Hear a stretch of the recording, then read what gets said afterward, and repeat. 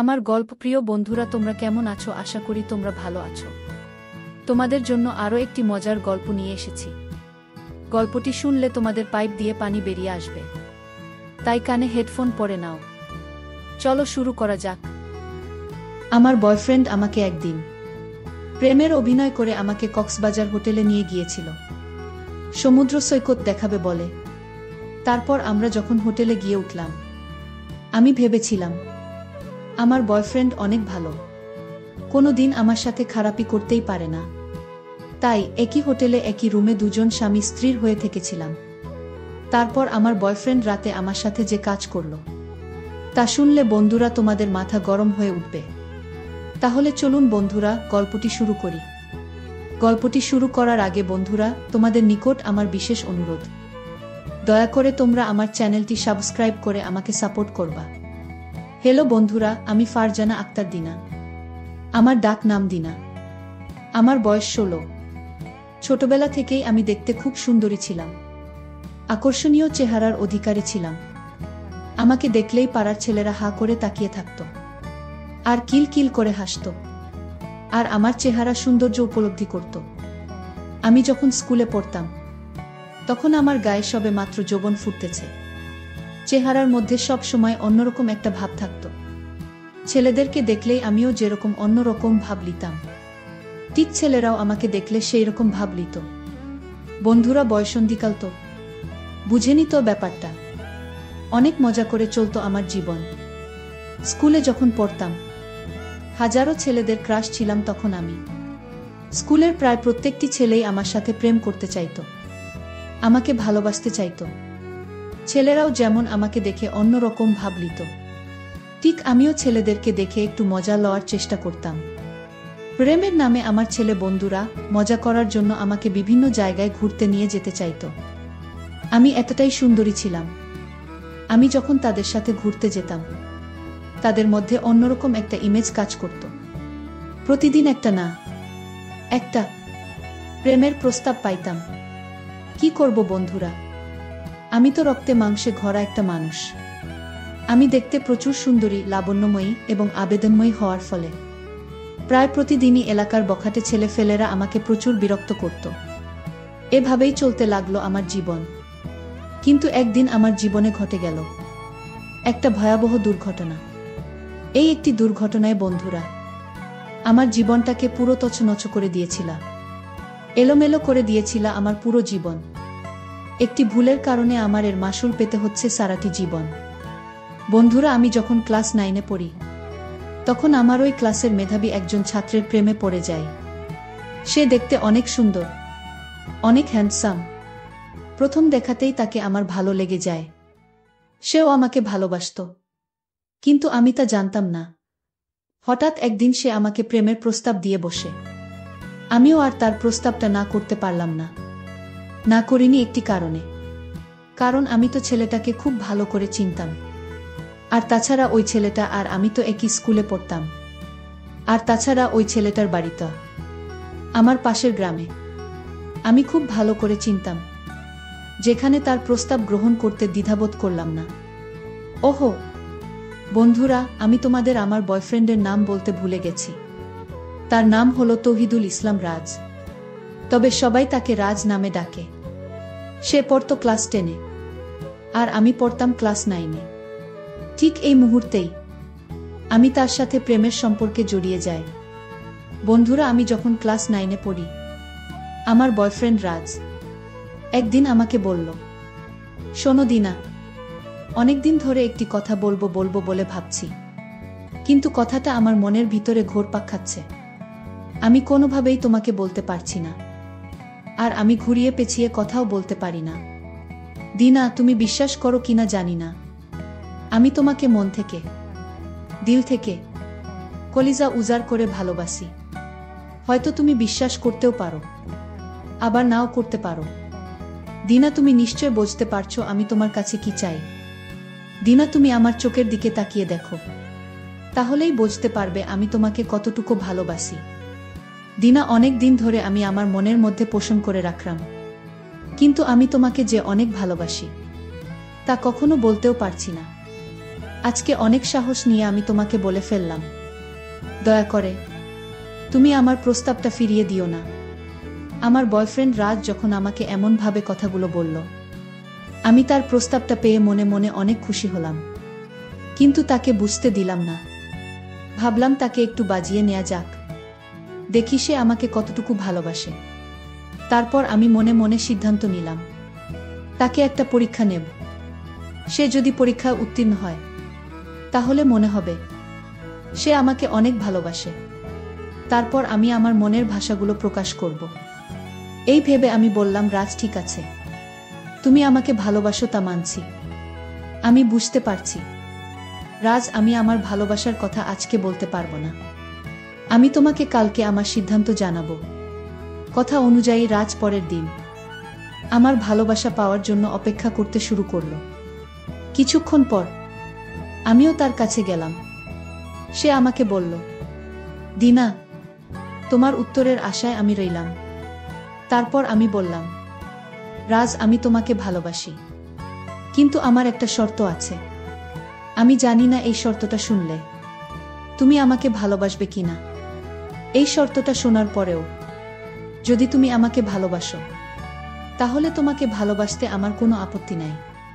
তারপর রাজ আমাকে বলল, দিনা, দেখো, আমি তোমাকে ভালোবাসি, তোমার জন্য আমি যে কোনো শর্ত পূরণ করতে রাজি।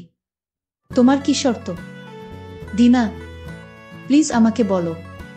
তারপর আমি বললাম, রাজ, তুমি তো আমাকে ভালোবাসো, আমার উপর দেখে, আমার রূপ যৌবন দেখে, কিন্তু আমার ভিতরে কি যন্ত্রণা তুমি তা জানো না। রাজ, রাজ, আমার মেয়েলি একটা বড় সমস্যা আছে, যে কারণেই আমি কখনো কারো সাথে ঘনিষ্ঠ হতে পারবো না। ডাক্তার দেখিয়েছিলাম অনেক আগে। ডাক্তার বলেছে, আমি যদি কখনো এরকম ধরনের কোনো কিছু করতে যাই, তাহলে আমার প্রাণ নাশের আশঙ্কা আছে। দেখো রাজ, আমার চেহারা, আমার সবকিছুই অনেক সুন্দর, আমি মানছি। আমার উপরের সুন্দরতা দেখে হয়তো তুমি আমার জন্য পাগল হয়ে গেছো, কিন্তু আমার এই সমস্যার কারণে আমি আজ পর্যন্ত কাউকে ভালোবাসতে রাজি পারিনি। যেসব ছেলেরা আমাকে প্রেমের প্রস্তাব দিত, তাদেরকে আমি আমার সত্য ঘটনাটা তুলে ধরতাম। তুলে ধরার পর তারা পিছপা হয়ে চলে যেত, আর সেজন্যই আমার কখনো কাউকে ভালোবাসার মতো সৌভাগ্য হয়নি। কিন্তু তোমার এই বিনম্র ভালোবাসার কাছে রাজ আমি হেরে গেলাম। তুমি যদি আমার এই শর্তটা মেনে নিতে পারো, অর্থাৎ আমাদের সম্পর্ক বা বিয়ের পরে কখনোই আমরা ঘনিষ্ঠতা হতে পারবো না, এই সম্পর্কটা যদি তুমি মেনে নিতে পারো, তাহলে তোমাকে ভালোবাসতে আমার কোনো আপত্তি নেই। আমার মুখ থেকে রাজ এইরকম ধরনের কথা শুনে কিছুক্ষণ চুপ করে রইল। তারপর সে জবাব দিতে শুরু করল। আমাকে বলতে লাগলো, দিনা, আমি তোমাকে ভালোবেসেছি, তোমার মনকে, তোমার দেহকে নয়। সুতরাং তোমার সমস্ত শর্তই আমি মেনে নিতে রাজি। তুমি যদি না চাও, তোমার সাথে কখনোই আমি ঘনিষ্ঠ হওয়ার চেষ্টা করব না। রাজের তাৎক্ষণিক উত্তর শুনে আমি হতবাক হয়ে গেলাম। ভাবলাম, রাজ আমাকে এত ভালোবাসে। এর আগেও অবশ্যই আমি অনেক প্রেমের প্রস্তাব পেয়েছি, কিন্তু যখনই কোনো ছেলেকে আমি এরকম ধরনের সমস্যার কথা তুলে ধরেছি, তারা আস্তে আস্তে পাছ কাটিয়ে চলে গিয়েছিল। কিন্তু রাজ তার সিদ্ধান্ত থেকে এক পাউন্ড পিছপা হয়নি। এই প্রেক্ষিতেই বুঝতে পেরেছিলাম সে আমাকে সত্যিকার অর্থে ভালোবাসে, অর্থাৎ তার ভালোবাসার মধ্যে কোনো খাত নাই। তারপর থেকেই আমি ওকে আস্তে আস্তে ভালোবাসতে শুরু করলাম। শুরু হলো আমাদের ভালোবাসা। সময়টা ছিল অনেক রোমান্টিক। বেশ কিছুদিন আমাদের ভালোবাসা চলল, মন দেওয়া নেওয়ার চলল। মাঝে মধ্যে রাজ আর আমি বিভিন্ন জায়গায় বিনোদনের জন্য ঘুরতে যাইতাম, কিন্তু সে আমার দিকে মাঝে মধ্যে রোমান্টিক মুডে থাকত, কিন্তু আমার ভালোই লাগতো। আমি তারপরও তাকে বুঝতে দেইনি আমি যে তাকে পরীক্ষা করেছিলাম বা পরীক্ষা করছি এখনো। একদিন আমি বাসায় বসে বসে টিভি দেখছিলাম। হঠাৎ করে টিভির মধ্যে কক্সবাজারে একটি সিন দেখতে পেলাম। খুব সুন্দর এবং রোমান্টিক লাগছিল আমার। কিন্তু দেখার পর আমি রাজকে শেয়ার করলাম, আজকে একটা জিনিস দেখলাম টিভির মধ্যে, খুব ভালো একটা স্পট। কক্সবাজার যে সত্যিকার অর্থে এত সুন্দর আগে কখনো দেখেনি এবং জানতামও না। আমার মুখে এরকম ধরনের প্রশংসা শুনে রাজ বলতে লাগলো, তুমি যদি চাও তাহলে তোমাকে আমি কক্সবাজার ঘুরিয়ে দেখাতে পারি। যদি তুমি অনুমতি দাও তাহলে আমি তোমাকে কক্সবাজার নিয়ে যেতে পারি। রাজের মুখ থেকে এরকম ধরনের কথা শুনে আমি খুব উল্লাসিত হয়ে গেলাম আর ভাবলাম, রাজ তুমি কি সত্যি বলছো? আমাকে কক্সবাজার নিয়ে যাবে? আসলে কক্সবাজার যাওয়া কিন্তু আমার অনেক স্বপ্ন। তখন রাজ বলল, হ্যাঁ দিনা, আমি সত্যি বলছি। তুমি যদি চাও তাহলে তোমাকে আমি কালই কক্সবাজার নিয়ে যাব। আমি বললাম, সত্যি রাজ? রাজ বলল, হ্যাঁ সত্যি। আমি বললাম, তাহলে ঠিক আছে রাজ, তাহলে চলো আমরা একটা নির্দিষ্ট দিন ঠিক করে আমরা কক্সবাজার থেকে ঘুরে আসি। কিন্তু এখানে তো একটা সমস্যা আছে, কক্সবাজার গিয়ে আমরা থাকবো কোথায়? রাজ বলল, এ নিয়ে তুমি কোনো চিন্তা করো না, কক্সবাজার থাকার মতো অনেক জায়গা আছে, বিশেষ করে অনেক বড় বড় এবং ভিআইপি হোটেল আছে, সেখানে সব কিছু সুবিধা আছে, আমরা চাইলে সেখানে থাকতে পারি। আমি বললাম, রাজ তারপরও তুমি আর আমি একসাথে একটি হোটেলে থাকব, আর তাছাড়া আমাদের তো এখনো বিয়ে হয়নি। রাজ বলল, তুমি কি আমাকে বিশ্বাস করো না? দিনা, তুমি আমার উপর সম্পূর্ণ বিশ্বাস রাখতে পারো, আমার কাছে তুমি 100% সুরক্ষিত থাকবে। রাজকে আমি অনেক বিশ্বাস করতাম, কারণ আমি তাকে বিভিন্নভাবে পরীক্ষা করেছিলাম, কিন্তু তার মধ্যে বাজে কোনোদিন আমি কোনো কিছু পাইনি, যে কারণেই আমি তার সাথে কক্সবাজার যেতে রাজি হয়েছিলাম। কক্সবাজার গিয়ে আমরা প্রথমত দুজন দুজনকে স্বামী স্ত্রী পরিচয় দিয়ে একটি হোটেলে উঠলাম, সেখানে আমরা সপ্তাহখানেক থাকব, যে কারণেই আমরা 1 সপ্তাহের জন্য হোটেলটি বুক করলাম। জীবনে প্রথম অন্য কোনো পুরুষের সাথে রুম শেয়ার করা, কিছুটা ভয়ও লাগছিল, আবার ভাবলাম রাজকে কিছুটা সারপ্রাইজও দিব। সত্যিকার অর্থে আমার মধ্যে যে কোন সমস্যা নাই, তা রাজকে আমি প্রকাশ করব। অবশ্যই আমার সারপ্রাইজ পেলে রাজও অনেক খুশি হয়ে যাবে। দুজন রুমে ঢুকে ফ্রেশ হয়ে গোসল করে নিলাম। একদম ফ্রেশ হয়ে দুজন বিশ্রামের জন্য প্রস্তুত হলাম এবং দুজন দুজনের চোখের উপর চোখ রেখে গল্প করতে শুরু করলাম। খুব ভালোই লাগছিল, মনে হচ্ছিল যেন নতুন কোনো পৃথিবীতে আমরা চলে গিয়েছিলাম। গল্প করতে করতে হঠাৎ আবেগঘন্মা অবস্থা আমার হয়ে গেল। রাজও আমার দিকে আবেগময় অবস্থায় দেখতে লাগলো। আমি রাজকে বললাম, রাজ, আজকে আমি তোমাকে একটা সারপ্রাইজ দিব। রাজ আমার দিকে অবাক দৃষ্টি তাকিয়ে বলল, দিনা, তুমি আমাকে কি সারপ্রাইজ দিবা? একটু বলো না, আমার তো আর দেরি সহ্য হচ্ছে না। আমি বললাম, রাজ, তোমাকে যে আমি একটি গোপন সমস্যার কথা বলেছিলাম, মূলত সেটা ছিল আমার একটা নাটক। আমি তোমাকে এতদিন পরীক্ষা করলাম, এতদিন তোমাকে যাচাই করলাম, সত্যিকার অর্থে তুমি আমাকে অনেক ভালোবাসো কিনা। রাজ, আমি তোমাকে বেসিক্যালি যে একটা পরীক্ষা করলাম, সবগুলোতেই তুমি পাশ করেছ, তাই আজ তোমাকে আমি আমার জীবনের শ্রেষ্ঠ সম্পদ তোমার হাতে তুলে দিব। আমার কথা শুনে রাজ আরো বেশি অবাক দৃষ্টিতে আমার দিকে তাকিয়ে রইল আর মুচকি মুচকি হাসতে শুরু করল। আমি বললাম, রাজ, এবার খুশি তো?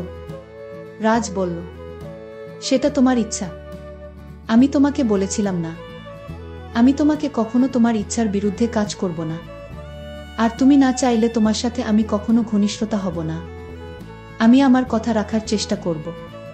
তখন আমি বললাম, রাজ, সেটা ছিল আমার তোমাকে পরীক্ষা, কিন্তু তুমি তো পরীক্ষায় পাশ করেছ, এবার তুমি আমার সাথে তোমার ইচ্ছা পূরণ করতে পারো। আমি তো তোমাকে উন্মুক্ত করে দিয়েছি রাজ, তুমি চাইলেই আমার সাথে সবকিছু করতে পারো। আমার কথা শুনে মনে হলো রাজ মনে মনে অনেক খুশি। দুটি তাজা প্রাণ মনে মনে এবং দেহের মধ্যে টকবক শুরু হলো। মূলত দুইটি তাজা প্রাণ একসাথে, তাও আবার রোমান্টিক মুহূর্তে, আবার নির্জন মুহূর্তে, যেখানে কেউ নেই। আর এইরকম নির্জন মুহূর্তে একজন আরেকজনকে পাওয়ার জন্য মানুষ পাগল হয়ে যায়। ঠিক সেই মুহূর্তটাও আমার আর রাজের মধ্যে এসে পড়ল। রাজ আমার অনুমতি পেয়ে কিছুক্ষণ পরেই আমি অনুভব করলাম রাজ ভিন্ন কিছুর জন্য প্রস্তুতি নিচ্ছে। রাজ অনেক শক্তিশালী সুদর্শন একটা পুরুষ, যাকে দেখলেই গা শিশরিত হয়ে উঠত। কিন্তু তার ওটা দেখে আমার মাথা তো গরম হয়ে গেল। ভাবলাম আমি এটা কি দেখলাম, মনে হচ্ছে বিদেশি বিদেশি ভাব। দেখেই তো আমি অজ্ঞান হয়ে যাবার মতো অবস্থা। ভাবলাম জীবনে আমি কোনোদিন কারো সাথে এরকম কিছু করি নাই, তার মধ্যে আবার ওর ইয়া বড় জিনিস, দেখতে অনেকটা বিদেশিদের মতো। ওটা দেখে আমার মাথা গরম হয়ে গেল, আর আমার গায়ের রক্তের মধ্যে যেন ঘূর্ণিঝড় বইতে লাগলো। মনের মধ্যে উথাল পাথাল লাগলো, চোখের মধ্যে যেন অন্যরকম নেশায় নিঃসৃত হতে লাগলো। তখন আমি এবং রাজ এক অন্য জগতের বাসিন্দা হয়ে গেলাম। কিন্তু যখন রাজ প্রথম প্রথম আমাকে তার ইয়া বড়টা অনুপ্রবেশ হলো, তখন আমি কি বলবো বন্ধুরা, তখন আমার কাছে এমন মনে হলো যেন আমার ভিতরটা লন্ড ভন্ড হয়ে গিয়েছিল।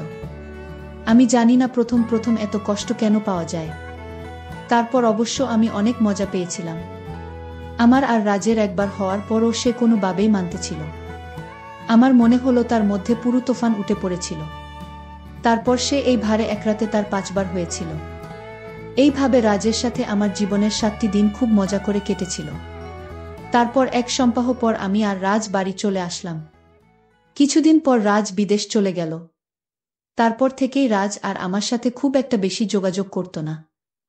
এক প্রকার সে আমাকে ভুলে গিয়েছিল।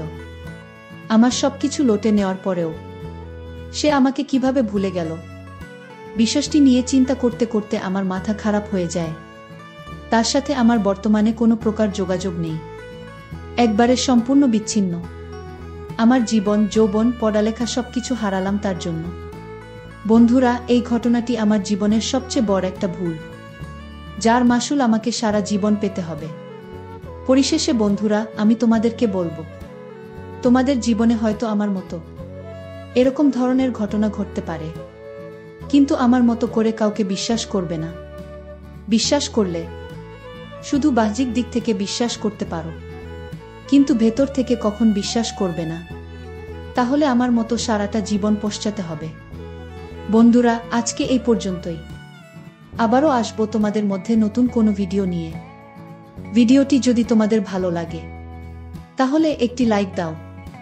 প্রতিদিন আমি তোমাদেরকে একটা করে নতুন গল্প উপহার দিব, তাই তোমাদেরকে অনুরোধ করে বলছি, তোমরা যদি এই রকম ধরনের ইন্টারেস্টিং গল্প পেতে চাও তাহলে দয়া করে আমার চ্যানেলটি সাবস্ক্রাইব করো। পরিশেষে তোমাদের সকলের সুস্বাস্থ্য কামনা করি। ভিডিওটি দেখার জন্য তোমাদের সকলকে অসংখ্য ধন্যবাদ।